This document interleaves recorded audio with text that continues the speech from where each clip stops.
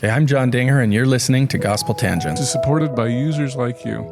Please support us at gospeltangents.com or on Patreon. It's the best source for Mormon history, science, and theology. I'm Rick Bennett. I'm excited to have two authors on the show. We've got Cheryl Bruno and John Dinger. They are co-authors of Come Hither to Zion. It's the biography of William Marks, and we're going to be giving away a free autographed copy by both Cheryl and John of this book here. Go to gospeltangents.com/contest, and you could win the final copy of this. In our next conversation, we're going to dive into the story of William Marks and learn about a little bit about his conversion and his time in Nauvoo. So you won't want to miss it. Check it out. Welcome to Gospel Tangents. I'm excited to have two very busy authors. John, could you go ahead and introduce yourself to the audience and tell us where you live? All right. I'm John Dinger. I'm an independent historian. I am currently up near the Boise, Idaho area. Yes, and you're a lawyer too, right? I am a lawyer up there, a prosecuting attorney. Okay, so we can make lawyer jokes here, right? Absolutely.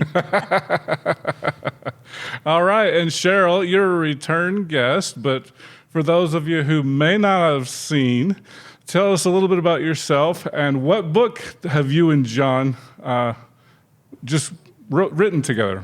I'm Cheryl Bruno, and I'm from the Monterey area of California, and we have written this book called Come Up Hither to Zion, William Marks and the Mormon Concept of Gathering. I've written so many books that I can't remember all their titles. I know. You've been busy. Title. Both of you have, because that's not all. That's the first book we're going to talk about today, but they've also written chapters in Secret Covenants. I got to remember the subtitle. New Insights on Early Mormon Polygamy. Oh, John's got one too. There we go. Right. Now, in fairness, Cheryl did a bit more than just write a chapter. I just wrote a chapter. Cheryl did a lot more on this one. Yeah, Cheryl's the editor of Secret Covenants, and we're going to talk about that in a little bit, but wanted to first talk a little bit about William Marks. Now, I know Cheryl, well, we talked about this last time. We had way too short of time. But go ahead and share again what you said. I think it was at MHA about William Marks to introduce the topic to everybody. Oh, I asked everybody who in the audience knew more than 3 facts about William Marks, and there's hardly anyone that knew very much about him because he's not a well-known figure, although in Mormonism he should be. Yeah. So we decided to write a biography about him so we could rectify the situation. And it's a fantastic biography. I just finished it on Wednesday of Thursday last week.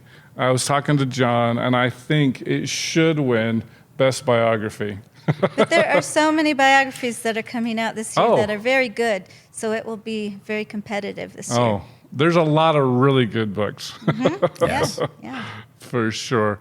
So what got you guys to decide to write this book?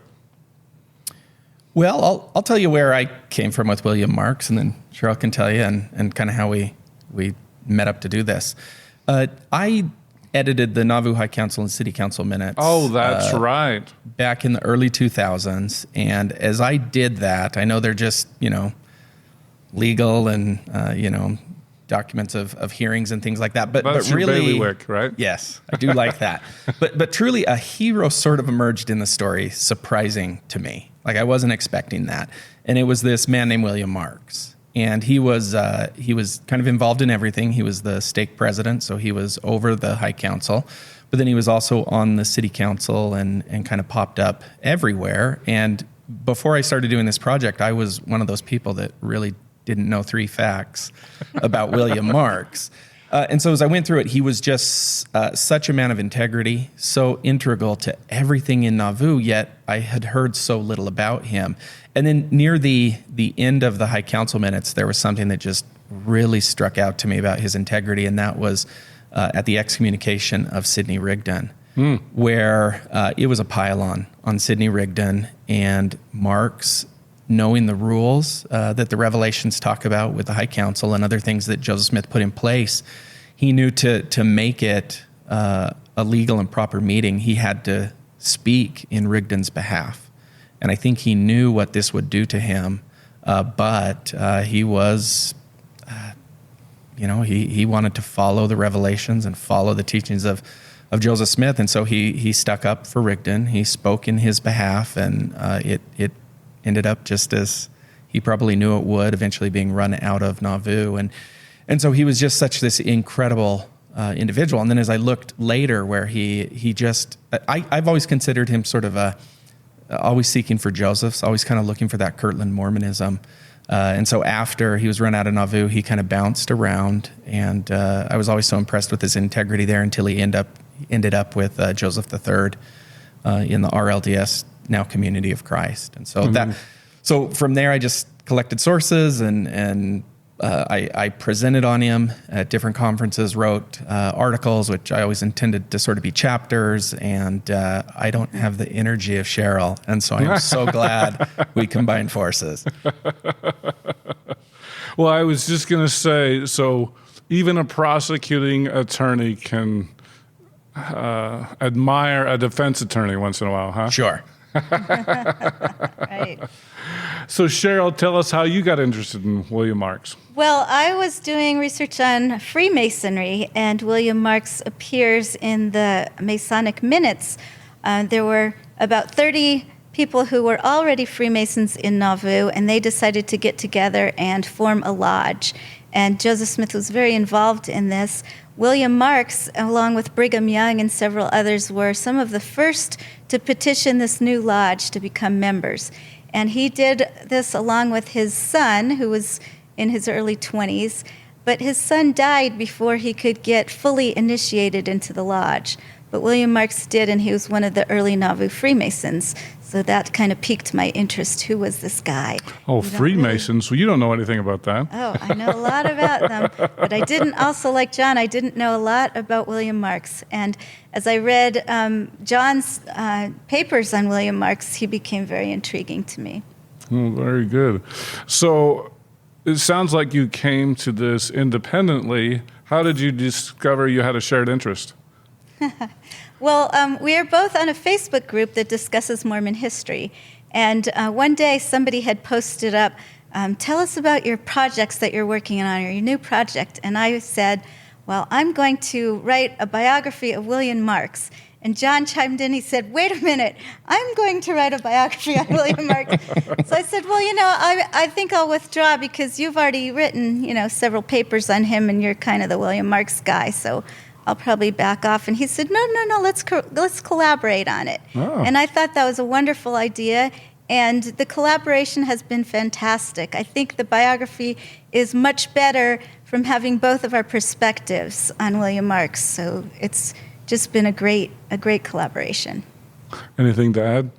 I am so glad she said yes. I'd been working on it since I've been doing the Nauvoo Minutes. And so that's like at least 20 years then, right? Not quite, but yes. Okay. Yes, probably more like 15. And so by working on it very, very slowly, right? Churning out a paper or a conference every once in a while. So Cheryl kicked, yes.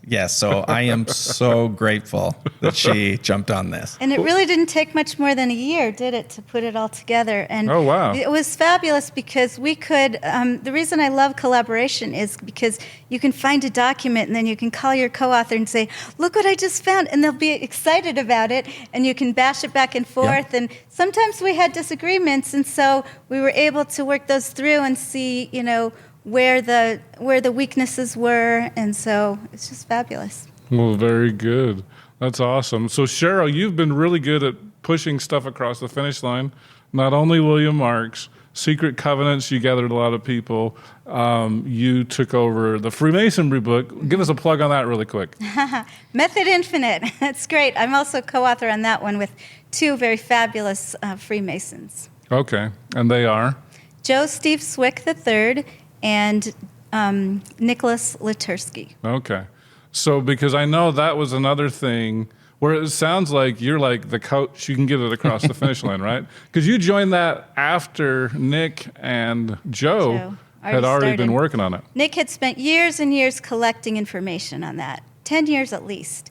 And then Joe spent years. I spent about 10 years, so it was like 30 years in the making. That was a very difficult book, and you'll find that it's very dense. Yeah. But I was the one that kept saying, we need to just quit collecting things and just start writing. Because you can go forever collecting things. Well, you really can. And then your chapter, I know you took over for the late Johnny Stevenson. That's correct. Can you just real briefly, we'll talk about that later in detail, but Okay. really briefly.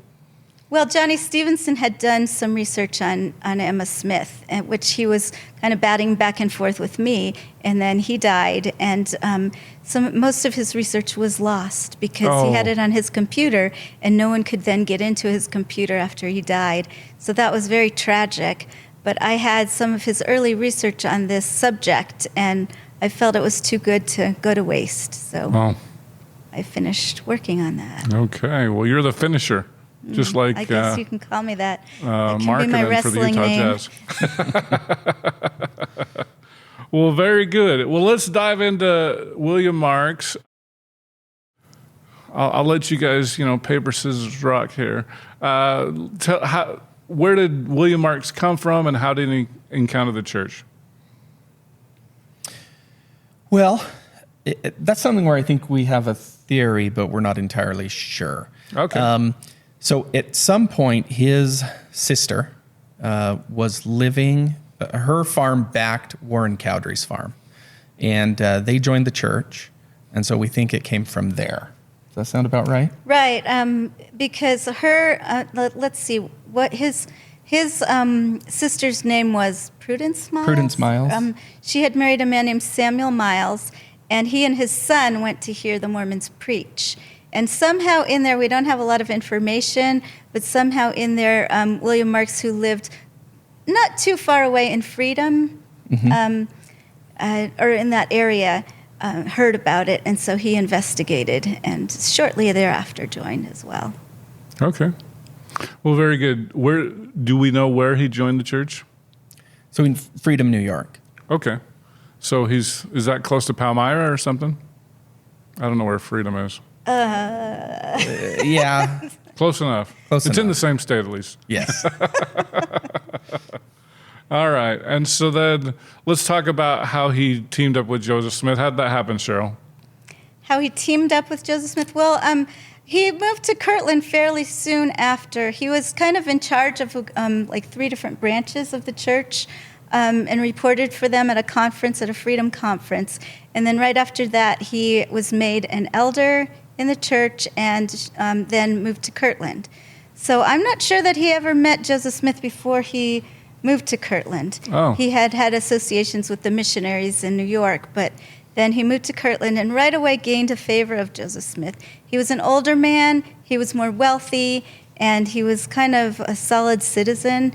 And so I think Joseph Smith felt that he could take over some of the businesses that needed to have a figurehead. So kind of a Sidney Rigdon type character without the preaching.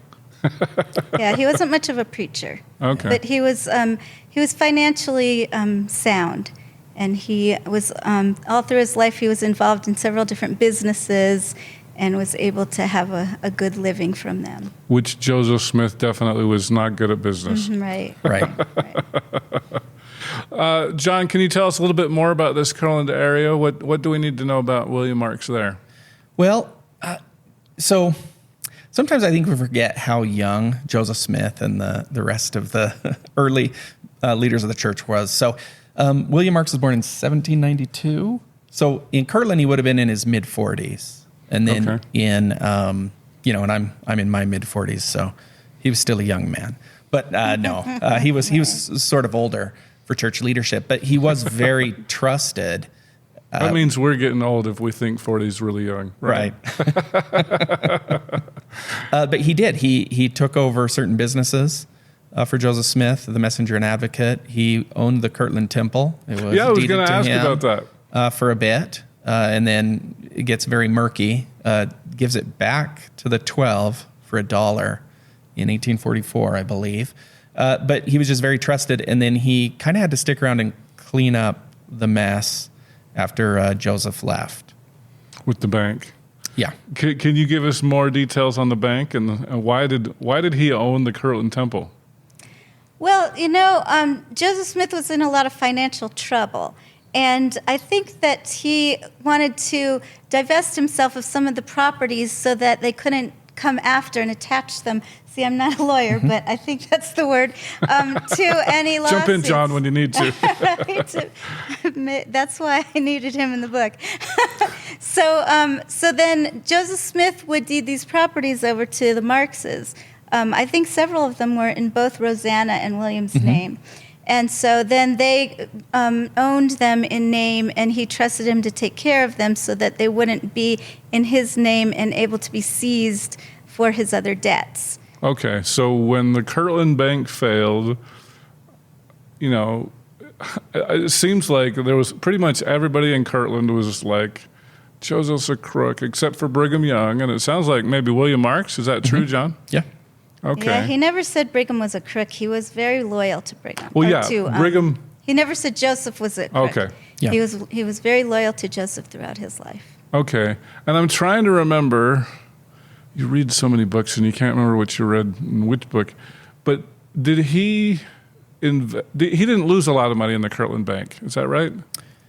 Not that we can tell. Yeah. It doesn't appear that way. Which would probably make it easier to forgive Joseph, right? When you don't lose all your life savings.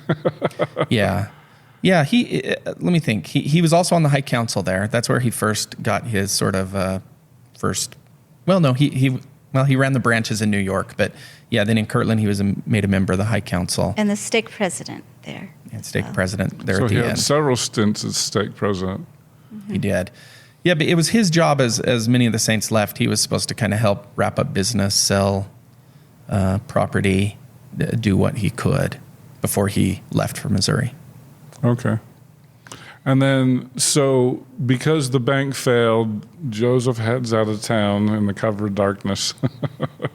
And so he sells the temple to William Marks just to keep it out of creditors' hands? Before he left, it was quite a while before he left. It was when William Marks first arrived that he was put in charge of the Messenger and Advocate and other properties like the Kirtland Temple. Okay. Is there anything else in this Kirtland period we need to discuss?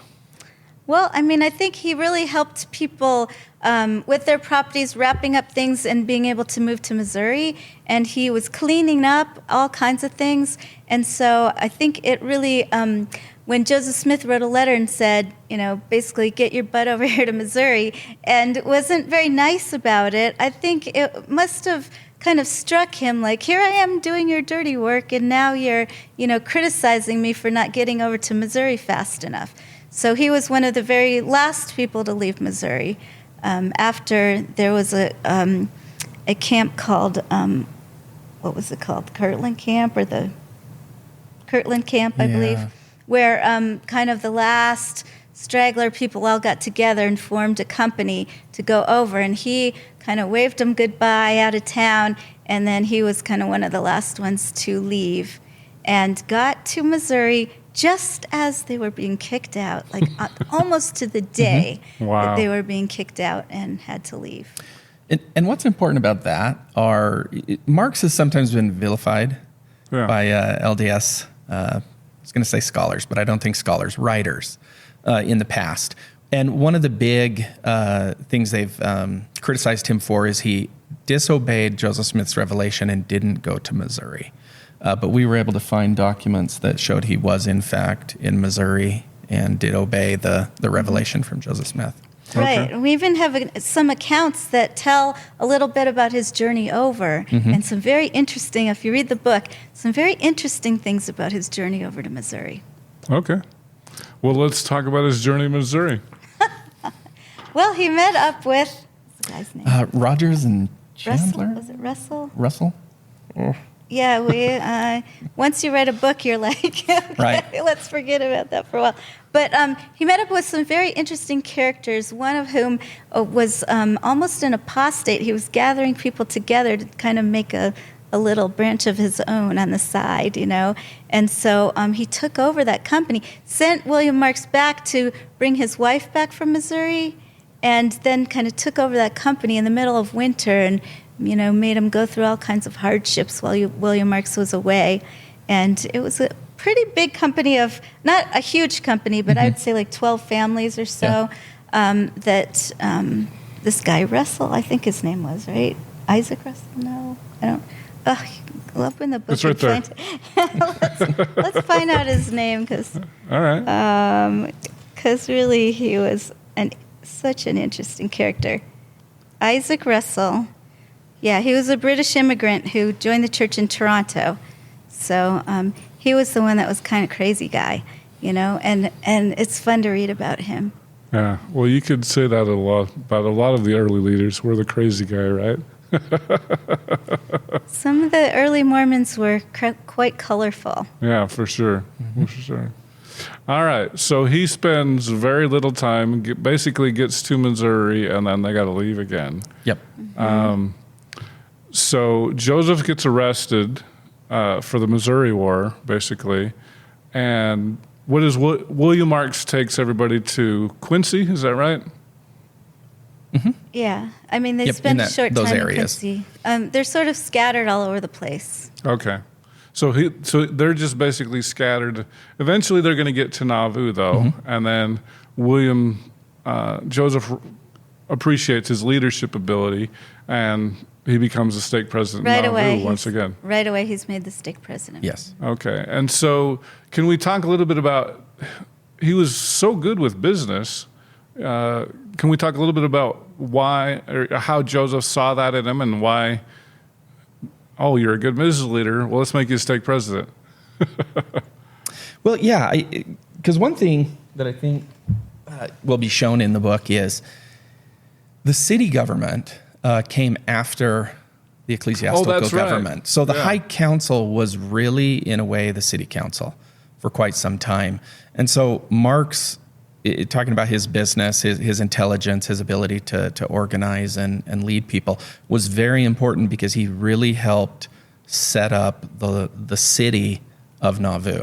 I mean, in a way, almost the mayor as well. They did sort of handle all the initial, what normally we would call crimes, because there wasn't really a court system, and that was through the qualities and leadership of William Marks. Well, and that's one of the things I found interesting, because they didn't have a legal framework. That I guess the main tool was you're excommunicated or you're disfellowshipped. Right. Yeah. It's always seen that Joseph was very forgiving, and people usually came right back, which isn't the case anymore, it seems like. But and it wasn't always just excommunicating and cutting off. The High Council gave a place where people could mediate. So it wasn't just one guy's bad, you're cut off. It's okay. Let's hear this. All right. Hey, we think person B is right. Person A apologized. Work it out. And so it was it was sort of a way to mediate and keep people happy and things going in Nauvoo. He sounds a lot like a lawyer. Maybe. No wonder you like him so much. And William Marks wasn't a strong leader as to, authoritarian. But I think he was more like that, where he could meet with people and work things out. And he usually, in the High Council, it seemed like his method of operation was not just, okay, everyone's going to do what I say, but what do you have to say? And ask each person, what they thought, so that they could really discuss the issues. Yeah. So it was really interesting to me to dive into the book and see his reactions to polygamy, especially. And I remember writing down here on page 79, there's kind of the famous quote where Joseph Smith is reported to have said, if you don't accuse me and I won't accuse you. Mm-hmm. And so I was interested to see that came, was that from William Marks too? Because I know that's a big thing with John C. Bennett as well. No, that was in the Joseph Smith's History. We have that quote from him. And so, do you find that problematic? And I know, Cheryl, you're a big polygamy expert, and so would like to go there a little bit. Is that a little bit problematic, and why we had all of these people that would do unauthorized polygamy because, well, if nobody talks about it, it's okay, right? So really, the reason why there is a huge controversy on whether Joseph Smith practiced polygamy or not is because we don't have much information on it. We really don't have the documents that would tell us one way or the other. So what we do see is we see that John C. Bennett is practicing this sort of polygamy where he will tell the women that it's okay to have these relationships as long as no one finds out about it and as long as they don't tell and as long as it's kept a secret. I think we still use that line today, right? I don't think so. Well, I mean, when I say we, I mean, as a larger society, a lot of people do that. Okay. So anyway, so John C. Bennett, we know, is doing this. But then for Joseph Smith to at the same time make a statement, not referring to polygamy, but referring to other things about, that if we keep a secret, God will not accuse us, then that kind of brings him into the group there. And so it kind of gives us a little bit of reason to believe that perhaps that was the way he looked at it as well. But we don't have anything specific, and that's why it's been a big controversy, because we can't say for sure that Joseph was involved in this. From the contemporary evidence. Right. But we do have the Nauvoo High Council minutes where the polygamy revelation is read before the High Council. Right. John, Yes. that's your bailiwick, right? Well, this is one place where we might be. I am let's have a firmly, fight. Yay. I just saw that This is Cheryl. fun. This is the fun part. Cheryl and Christopher Blythe just had an arm wrestle. I just saw that yesterday. We did. No, I truly believe, and I think the evidence strongly points that Joseph Smith was a polygamist. Okay. And I have to go on record as saying, yes, I do too. And I think there is evidence. There's not a lot of contemporary evidence. And right there in 1842, 1843, there wasn't a lot of contemporary evidence. Yeah. But then we do get the High Council. Go ahead, John, with that. Well, what I was going to say, if we can stop back a little bit, just with the High Council in general, all these hearings, right, that the John C. Bennett spiritual whiffery, that all was in the High Council. So one of the frustrations in the High Council is they often refer to the person presiding just as the president. And so there are meetings where we're not sure if it is William Marks running it, Joseph Smith, and sometimes even Hiram Smith. Wow. But William Marks would have been there. He would have heard all of this. And the testimony that came out, when you look at it, it was later published in the WASP, and there were things that were That's redacted. William Smith's paper. Yes, William Smith. He was ready to sting the enemies of the church. Mm-hmm. Right. So the evidence that he is hearing, right, William Marks, as he's standing there, are people saying, we were told Joseph Smith said this was okay. We were told Joseph Smith, but then, very clearly we have William Marks came in. We have William Smith. We have them saying we were told this by the leaders of the church. Okay, fair enough. Okay. Which John and I both think is Joseph Smith. Yeah, but no, that's a good clarification. So William Marks sees all this, right? And he eventually, I think, understands something's going on because, yes, they bring the revelation to a High Council meeting. The meetings themselves are very sparse. I think it's one line. But then we have affidavits of 3 or 4 people who were there who then describe hearing the revelation read. And then another very interesting piece that I've argued in, actually, Secret Covenants. Oh, nice. Is when we'll William... go there too. when William and Wilson Law testify in front of the grand jury, they give one of the dates of July 10th, 1842, and I think they're 2 days off. I think they meant July 12th because nothing important happened on the 10th. I think they were trying to recall as best they could what day it was that this revelation was sort of made public to the High Council. Okay, and so, because I think DNC 132 lists the date as July 12th, and so you think that's the day that the revelation came before the High Council? Oh boy, now you're making me, I might be confusing which day it was actually read. Cheryl, do you remember? No, I don't remember dates at all. I'm getting older. Uh-oh. That's how I am too. I have to look up my dates.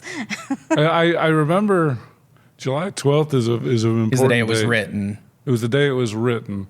So it wasn't written and presented to the High Council on the same day? No, Do you think it No, was? so later? it would have been later. Yeah. Okay. So I'm trying to understand where the dispute is, because I think both of you believe that the revelation was presented to the High Council. Do you agree with that, Cheryl? Yes, we have so many testimonials that they were there. You know, people who were there said that that happened. And so I don't think we can discount those. Some people will say that some people will try to go through each, there's like 8 of them, right? Or 12 of them. And some people will go through each and try to discount why their testimony is not important. But that's really, I don't feel that you can discount every single one. And we'll talk about in a minute what William Marks said later. But there is, I think, evidence to show that D&C, or at least something on polygamy, was presented in that High Council meeting. Okay. And then others will say maybe there was a revelation on eternal marriage that was presented then, and so maybe they got it confused. But there is enough evidence to show that it was at least something regarding polygamy, and 132 definitely fits the bill. So where's the disagreement between you and John? Oh, I think she's just more politic about it. Well, Being kinder and softer. no, I mean, I have started to get a reputation with many people that I give validity to, people who are skeptics that Joseph Smith ever practiced polygamy. And I do think that they have many good points. On this one, though, I feel that they don't have much of a leg to stand on for this particular point. Okay. All right. So let's talk about William Marks' reaction, because he doesn't really say much at the time, right? Right. So what's interesting is this is years later when he is serving as first counselor to Joseph Smith III in the reorganized Church of Jesus Christ of Latter-day Saints. And he meets with their Council of 12. And the Council of 12 asks him specifically, did Joseph Smith practice polygamy? And he replies by saying that Hiram Smith brought the revelation before the High Council. And the way that he's responding to a question on polygamy makes us realize that he is talking about this 132, that it was brought before the High Council on that day. Okay. So a skeptic point of view would say, well, this is probably after 1860 now. Right. So Well, it's too actually, late. most of the skeptics will say that this is the one point of evidence that they have a very difficult time resolving. Oh, okay. Yes, it's a very solid piece of evidence. And it goes against William Marks' interest. Right. Wouldn't he love to say, as the first counselor to Joseph III, that, yeah, your father never was involved in polygamy, but he doesn't. And I think that's what makes it so reliable. Oh, okay. Well, very good. Okay, so he gets into some trouble in Nauvoo because he doesn't want to participate in polygamy, right? What do you mean by trouble? I guess well, what time? Yes, he he does gets get into trouble. excommunicated. But a little bit no, later. he's never Yes. excommunicated. Oh, really? See, that's I thought I the- remember reading that. Now, that's the idea, and you probably have read it somewhere because many people have said that he got excommunicated, but he was never excommunicated from the church. Okay. But it is that's one of the real fascinating things is William Marks and polygamy. He was by all means a monogamist, right? But he was invited into certain things like the Quorum of the Anointed. And Andrew Ehat has argued, and I agree, that to be invited in there, you had to accept some form of polygamy. So here's where we have the Okay. This is the argument. here's where we have the difference. Right. So go ahead. But Andrew Ehat just argued that there had to be some belief in it, and sort of the how Hiram originally believed in polygamy for the hereafter, so that he could be sealed to his wife that had died, not polygamy on earth, but then Hiram changed. William Law. And had William to Law. accept it for a short period Yes, of time. had to same way that it's 5 for minutes. for the hereafter. And so in my mind, that's how Marks must have. I find Andrew Ehat's argument pretty compelling, and so because he never lived it and certainly didn't countenance it, that is the way that Marks would have done that. But I mean, Marks was very accepted into these groups. Him and Rosanna were the first couple sealed after Joseph and Emma. Oh. And so he was a very much one of the founding members of that quorum. And then he was in the Council in 50 and things like that. But Cheryl? So what I see about Andy Ehat's thesis is many other historians have followed along with this thought of Andy Ehat's, where he said that in order to get the higher ordinances, they had to accept polygamy at some point. And that's why they say Emma. Would that be like Hiram, like my first wife died, Right. my Yes. second Right. wife? So it's Yes. it's kind of serial monogamy. Well, yeah, for Hiram it was, but for example, Emma Smith, he Right. said that Emma Smith had to, and then that she decided that these two girls that were living in their home could be Joseph Smith's wives, and there's kind of a question whether she thought it was going to be wives in very deed or not. But anyway, what I feel that William Marks provides an example, because from what we can see, he and Rosanna never, even for a minute, countenanced polygamy in any form. Not even serial monogamy. Well, no, I mean, we don't have any evidence that they believed in that. And so I think that shows that somebody didn't have to necessarily be on board with polygamy in order to receive higher ordinances. And so what I argue in my chapter is that Emma Smith did not accept polygamy, even though we think that she did, but perhaps she never countenanced it, whatever. And you think Cheryl's up in the night? No, I think Cheryl is really good at what she does, and this is an interesting point to argue. And I think that reasonable people can see it other ways. But I agree that the Marks never countenanced polygamy. And that's why it was so fun to way. write this book together, because then, sometimes we had to soften what we were saying. We couldn't just say, this is the way it is. Sometimes we would have to say perhaps. If the two of us did not agree, we would then show both sides of it and then say perhaps it was this, perhaps it was that. Yes, but at most, it would have been the view of polygamy in the hereafter. You could be sealed to a dead spouse kind of thing. Okay. Well, very good, because, it's interesting that, because I swear I read, but I read quickly. The problem is there's so many good books out there. I can't spend a lot of time on any one book. I got to jam through. So I don't always, I definitely don't read slowly. So this is good to get clarification on that. So as I recall, there were still different polygamy allegations before the High Council. Can you guys talk about how Marks dealt with those? I mean, we've talked about John C. Bennett. We've talked a little bit about Joseph Smith. Yeah. So you have that initial big group of them, the John C. Bennett ones. And sadly, like I said, we can't tell necessarily who the president they're referring to is. It's either Marks or Smith or Hiram. Or it could be Smith. Hiram, I think. Yeah. Right, because there's one case where there is a division in the High Council, and I think it's 8 out of 12 agree that the person should be cut off, and then others do not agree. And then what we have is the president, who we don't know who that is. Is it Marks? Is it Joseph Smith? But anyway, the president talks to them and basically changes all their mind, and then they are unanimous. Get on board, yeah.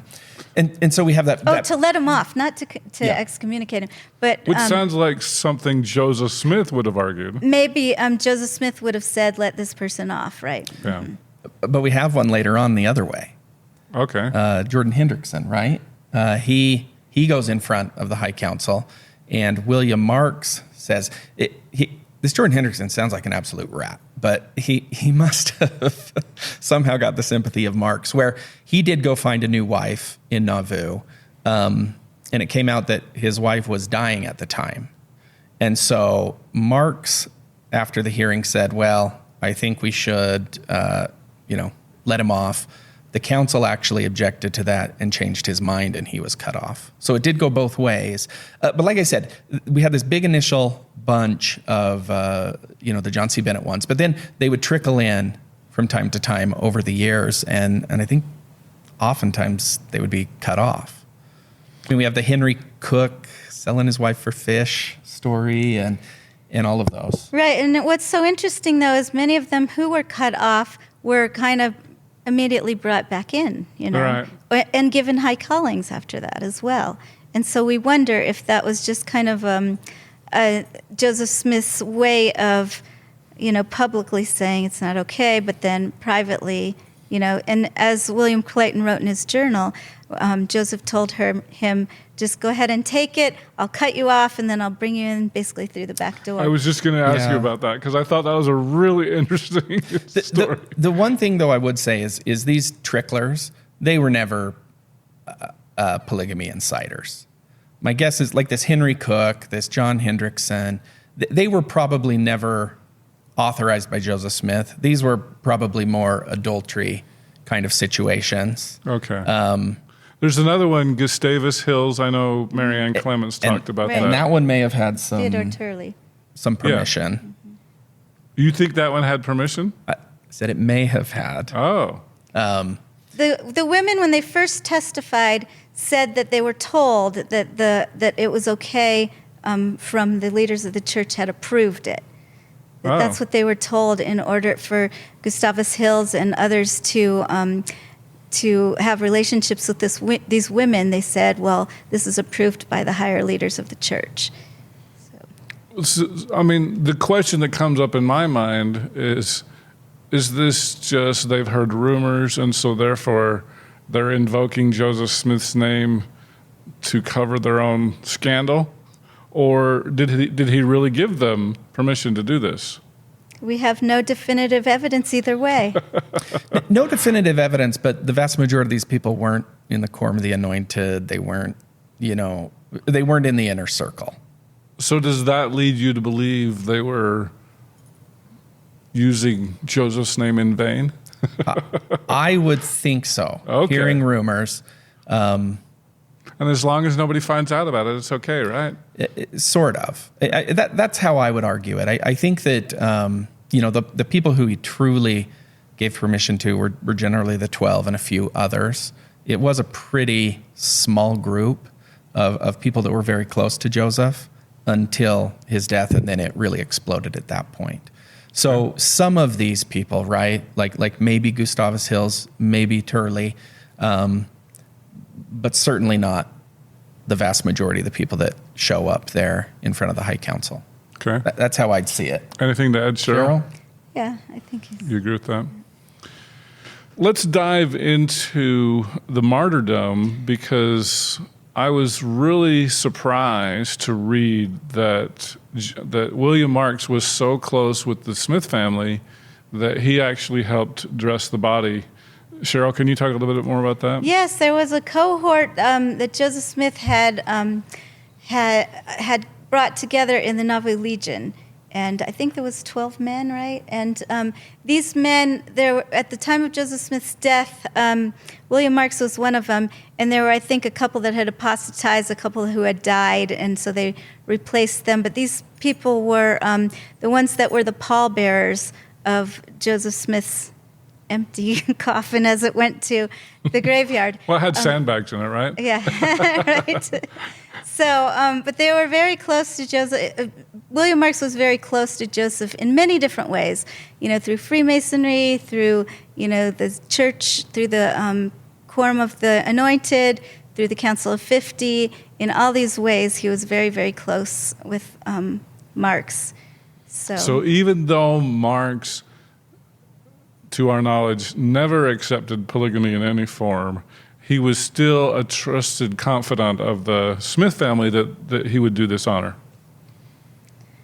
Right. Yes. And John likes to say that polygamy was not the litmus test that it was under Brigham Young. Under Brigham Young, you showed your faithfulness to the church by being a polygamist.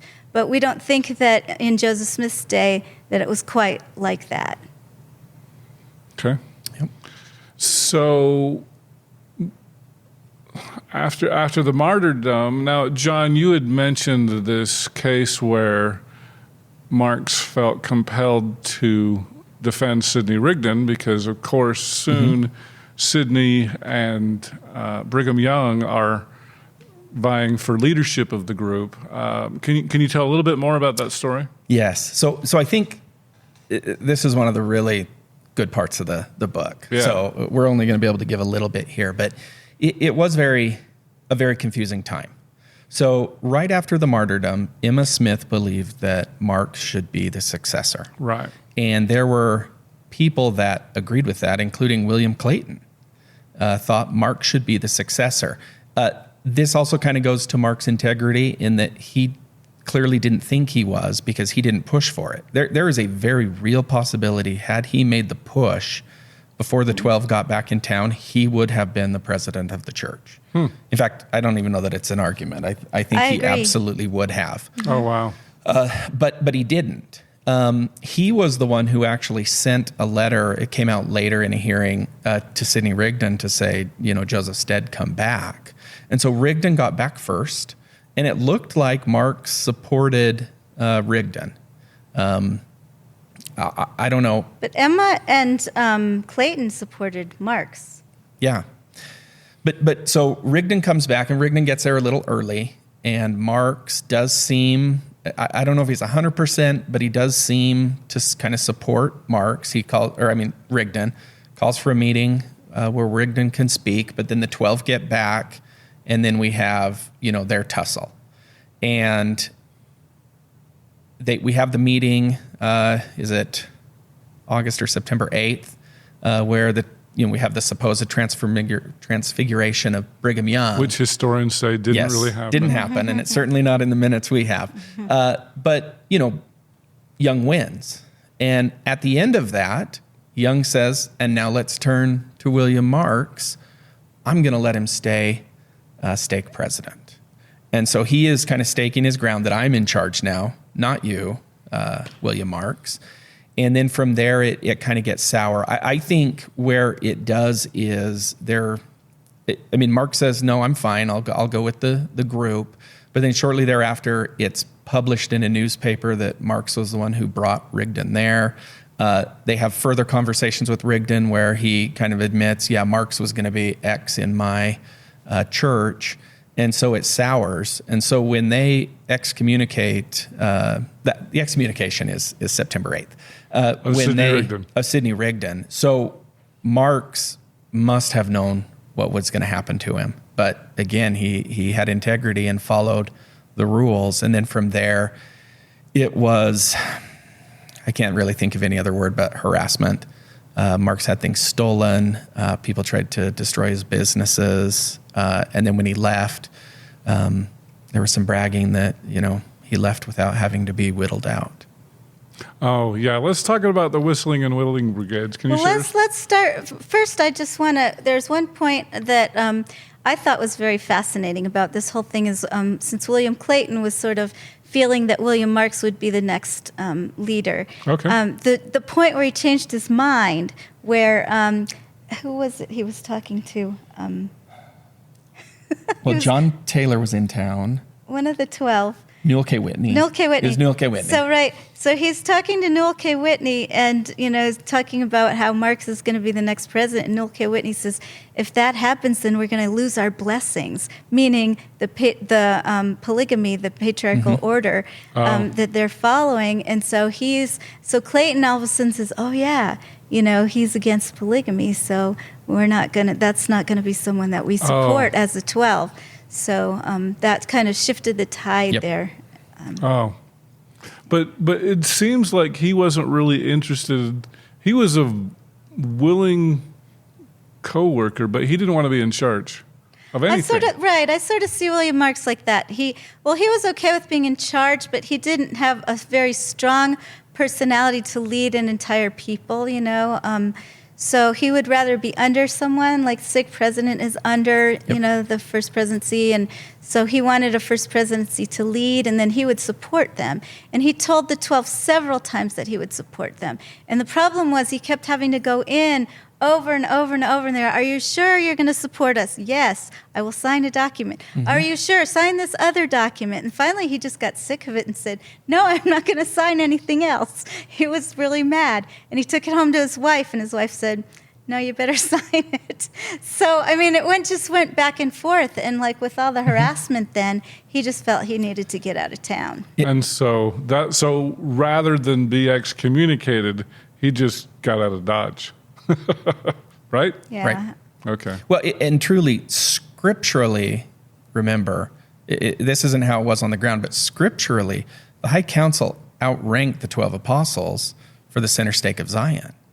At the excommunication, it's really such a weird hearing because it is the High Council who is supposed to excommunicate Sidney Rigdon, but Brigham Young took over and served as like witness and prosecutor and was calling witnesses.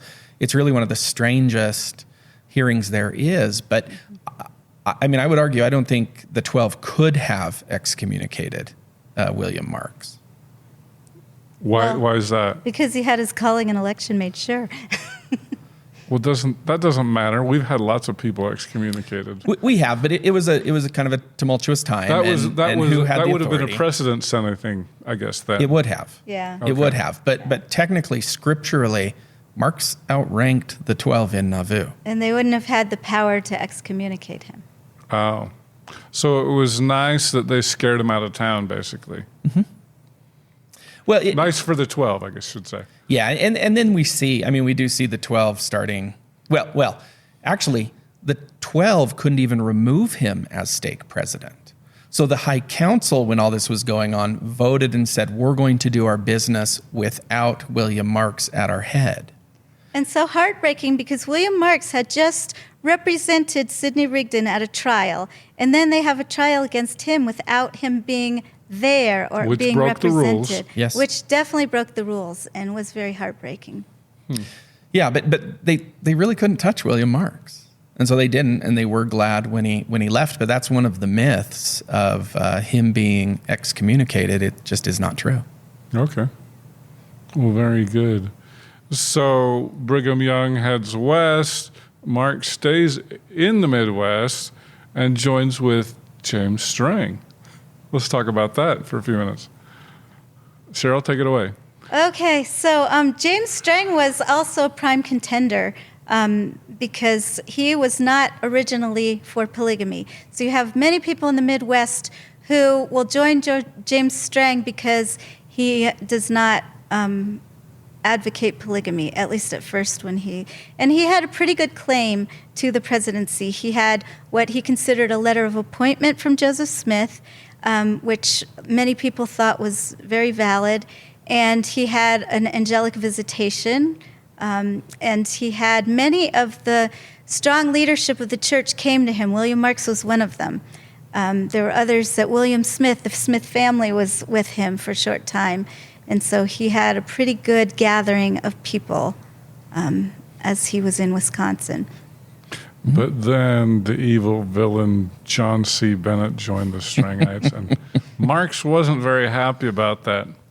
Tell us about that. No, we don't have actual letters or writings specifically, but we do know that his involvement with the Strangites went to basically nothing when John C. Bennett was very active. And then once Bennett left... That can't be a coincidence. No, and then once Bennett left, he became sort of active again before he tapered off. Okay, so I remember hearing a presentation at MHA, and somebody in the audience said that John C. Bennett was the downfall of both Joseph Smith and James Strang.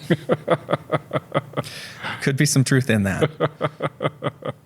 All right, so Cheryl, can you talk a little bit about, so after John C. Bennett leaves the Strangite, Marks is strong until polygamy rears its head again. Right, and Strang is a very interesting character because he doesn't just practice the patriarchal polygamy of Brigham Young. Mm-hmm. His polygamy is a little different, and he believes in the equality of women. He believes in the equality of blacks. He's got legal, he becomes a representative for, is it Wisconsin, in the Senate or something? I can't remember. Oh, it was Michigan, I think. Michigan. Wasn't it? You're talking about Strang being a state legislator? Right, state legislator. The king of Beaver Island and a yes, legislator. So he's a very upright character, and it seems that Bennett had a lot of influence there. He brings in Freemasonry, and then, he does, I think, kind of bring in polygamy as well. But Strang he practices it a little bit differently than some of the others. Well, he definitely wasn't a polygamy insider in Nauvoo, James Strang. No, he wasn't an insider of any type in Nauvoo. Okay. So after I think William Marks becomes a little disillusioned with the Strangites, and then he looks around. Who else is in contention for leading because he wants to belong to a Restoration church. He believes in the Book of Mormon. He believes in Restoration. So then he goes with Charles Thompson and the Baneemy-ites.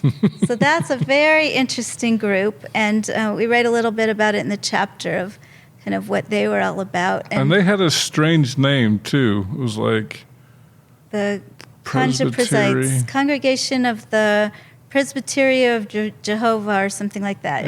It's a very long name. It didn't sound very Latter-day It's a Masonic name. It's good. He had a lot of Masonic kind of influence in his group.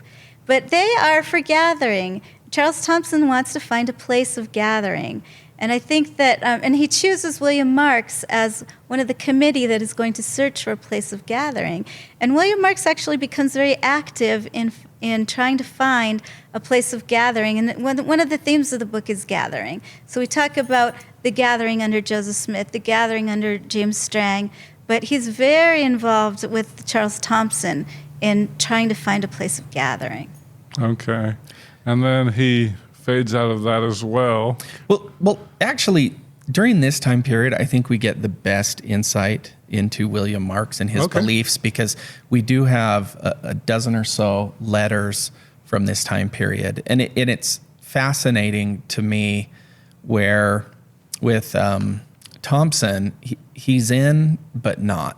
And he'll even say things to that effect during that time and a little bit after, just how he's sick of being fooled. As he looks back on his time with Charles Thompson, he kind of regrets a lot of things. Yeah. And so Thompson, that is the time period where I think everybody who didn't know 3 facts about William Marks, but they know 1, that's when he publishes his account of the meeting with Joseph Smith 2 to 3 weeks before the martyrdom, where Joseph says, I've been fooled. We're a ruined people. This is a curse. You need to start excommunicating people. We either leave the United States, or polygamy is gonna prove our downfall. Which Brigham Young did leave the United States. Yes, he did. So yeah, that was published in 1853. So probably no coincidence that in 1852 they announced, the LDS Church announced polygamy to the world. Okay. But that's kind of the one fact that most people, I would say, know about William Marks is this account. Well, and Marks claims that Joseph Smith said polygamy was a mistake, right? I have been deceived. Joseph Smith has been deceived. Okay. So yes. Okay. So that's the only source we have for that? Because I know Quinn talked about that. It is not the only source. Oh. So he actually recounted this multiple times throughout his life. So we actually have, my count is at least 5 accountings of this where he repeated it, and it was all very consistent. The one slight inconsistency is when it was published in the RLDS paper at the time, they took out the I have been deceived. But basically everything else was just as he said it. And so, this wasn't a one-time thing. He said it at least five times over 16 years, all very consistent.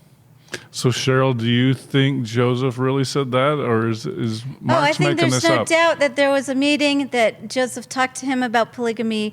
We're not real sure exactly what it means, because it's a little bit cloudy as to, was Joseph just saying that he had been deceived and that people were practicing polygamy, or was he saying that he had actually practiced polygamy and he'd been deceived? Did he actually want people to be excommunicated for polygamy because they were doing the wrong thing? Or was he again going to publicly excommunicate them and then bring them again in through the back door? Did he want William Marks to help him do this?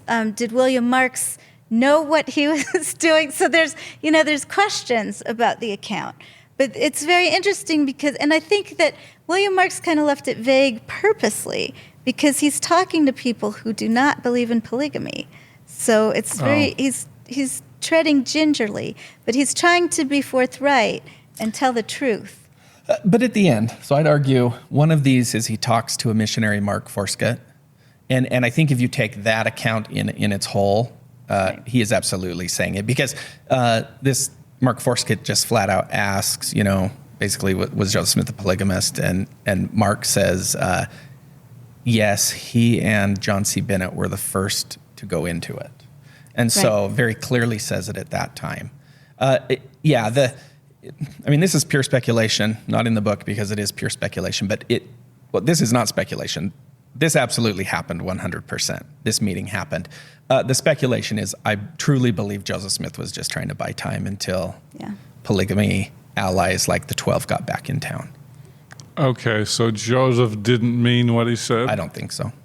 Oh, that's interesting. That's what my presentation at Sunstone was just on, this whole thing. So, the questions we always get asked, right, are the two. Did this meeting really happen, and did Joseph Smith mean it? And I can answer the first question.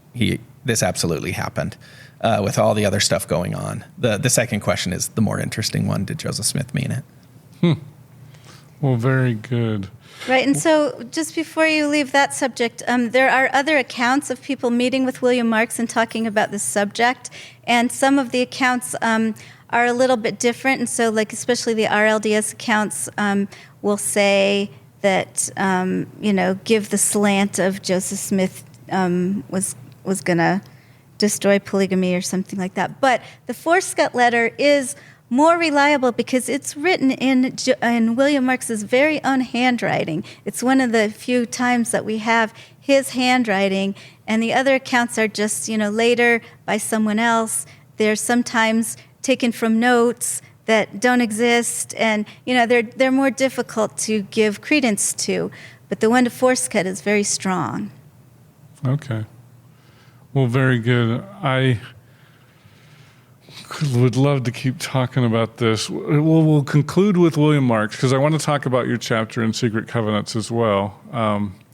But basically, Marks joins the what was then called the RLDS Church, although I think they probably just called it the Church of Jesus Christ of Latter-day Saints. It wasn't until the polygamy I think they called it the reorganization. Oh, they did do that. That's right. But so he joins with the RLDS Church and then dies in that church. Well, there's something really interesting there that I think is important. The reorganization originally was founded without Joseph Smith III. Right. And they were petitioning him to come lead them, and he always put them off until William Marks joined. And once William Marks joined the reorganization, it was at that point that Joseph Smith III decided to come. And in fact, when he wrote a letter to the reorganization to tell them, I've accepted, he writes it to William Marks. Oh, wow. And so William Marks was very key in getting him to come to the reorganization, and I think very key in that church. Okay, so Marks gave that group legitimacy, essentially, right? Is that what you're saying? Well, not to say they weren't. They were illegitimate before Marks. Well, but in Joseph Smith III's eyes. Yes, I think Joseph Smith. So Joseph Smith III, was raised hearing the stories of his father and Nauvoo and that kind of thing. But he would always talk fondly of William Marks, and that clearly came from Emma. When Marks left Nauvoo, he went to Fulton City, and that's where Emma actually went after. So Emma and the Marks families lived together for about a year, not together in the same house, but together amongst themselves until Emma went back to Nauvoo. And so they really had that association. So I think, not that they were illegitimate or anything, it was a wonderful group of believers. But yes, once Mark joined them, that probably caught Joseph III's attention and probably made him think, I need to think a little harder about this. And William Marks also ordained Joseph Smith III as the president of the reorganization. That's quite the honor. Yeah. Wow, that's really interesting. Well, cool. Well, I just want to let everybody know, both Cheryl and John have signed this, and I've got another book to give away. This is just great. Go to gospeltangents.com/contest, and you could win this autographed copy. Let's take a minute, because I know, John, you need to run. We'll keep Cheryl around. But so you've written a chapter in Secret Covenants, which I have right here. and it's about the legal history of polygamy in Nauvoo. So let's dive in there and spend a few minutes talking about your chapter here in Secret Covenants. All right. So this may not be everybody's cup of tea. I'll say that right out the bat. I think it might be a little different, but maybe that's just me. But it's called Nauvoo Polygamy in the Law, Statutory and Common Law Prohibitions. So if the title is making you fall asleep, I don't know how much you'll like it. But mine, what I'm doing is, I think there's a real lack of sort of nuance and sophistication when people talk about the law being broken, whether it be polygamy or adultery or whatever in Nauvoo. To simply just say it was against the law or it wasn't, we lose a lot of nuance there. So I take some time to kind of go through what statutes were on the books and then the common law as well that was in force at the time, and look at those with different cases and decisions to show what activities, kind of would or would not be. And so one of it is just that. I write it because I think that's necessary, and people can go and look, and hopefully that'll be a resource when people write about this kind of thing. But the other point of it is the problem that I'm having is there are apologists who are really intent on showing that Joseph Smith never broke the law. That's very important to them for some reason. And I think those that deny his living polygamy kind of latch onto those arguments. And I don't think apologists doing that are doing that on purpose. But I'm not trying to support the polygamy skeptics. No, but it's being used in those arguments. And so I want to show that there really was a criminal risk to being forthright about one's polygamy. And I think one of the things that people are missing are Liberty Jail was horrific for those men. Joseph Smith and those others truly suffered when they were in the hands of the law. And so as you look at the setting up of Nauvoo, the Nauvoo Charter, the laws they're passing, the habeas corpus things, Joseph Smith is not going back to jail. I mean, the whole government of Nauvoo is set up that way. And so these polygamy denials that he makes from the stand, I mean, these are legal denials. He is aware that he could face criminal prosecution for this. And so that's also part of it, is showing that is a very real possibility. He would have been prosecuted. There were people in Nauvoo at the time who were prosecuted for bigamy, for adultery, and then I talk about his indictment in May of 1844 before his death for adultery and fornication. Okay. And so can you go into a little bit more detail there?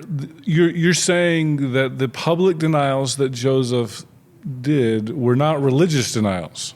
Correct. Okay. And so we should read them in that way and not, like, he's just trying to stay out of jail?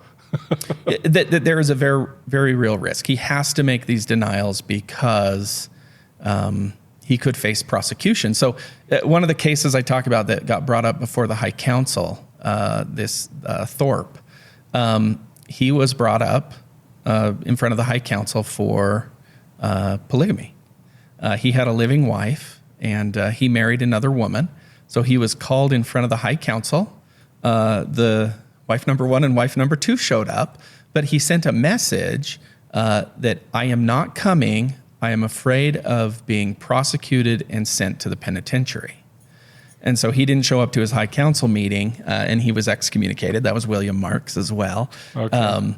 But to William show Marks was presiding. Yes, he was presiding. But to show that there was a real risk of prosecution. Okay.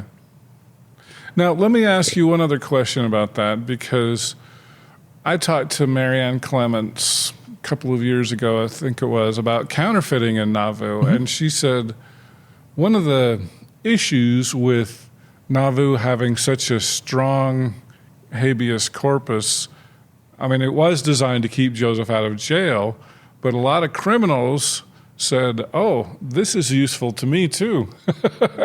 And so it ended up bringing in a lot of criminals who took advantage of this habeas corpus in order to avoid the law.